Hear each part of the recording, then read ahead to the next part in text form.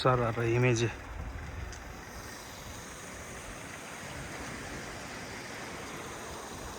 इमेजीको सुन्दरता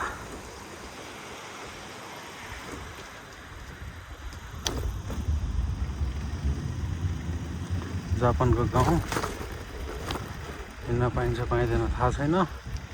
म चाहिँ हिँडिरहेको छु ब्लगिङ गरेर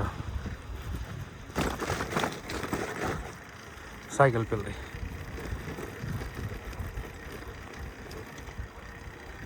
हिउँ पर्न आँटेको छ हल्का।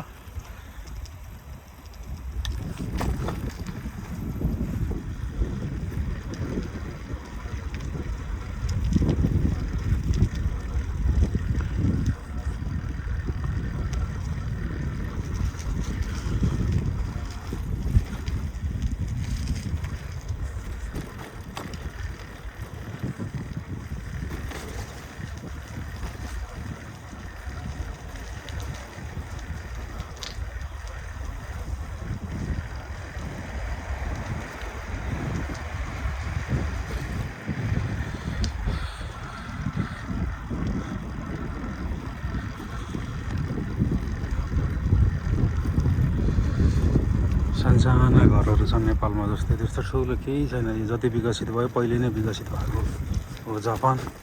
पछिल्लो समयमा यो न्युट्रल छ, केही पनि छैन यसमा विकास भन्ने कुरो। पहिला जे छ त्यसैमा यथास्थितिमा छ जापान।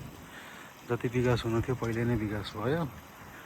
अहिले त अब यो गाउँ हो होइन, पूर्वाधारहरू सबै थोक छ, बाटोघाटो सबै कुराहरू। अब त होमस्टे हो त पारि देखिएको सबै कुराहरू छनलाई।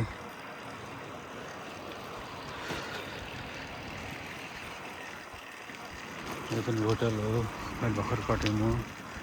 अब यहाँ भित्री गाउँघरको बाटोबाट हाइवेमा निस्किँदैछु म। अब हाइवेमा यसरी मोबाइल चलाउनु त नपाइने हो, त्यही पनि हेरौँ अब सर कतैतिर जान मिल्छ कि भनेर हिँड्नु पऱ्यो।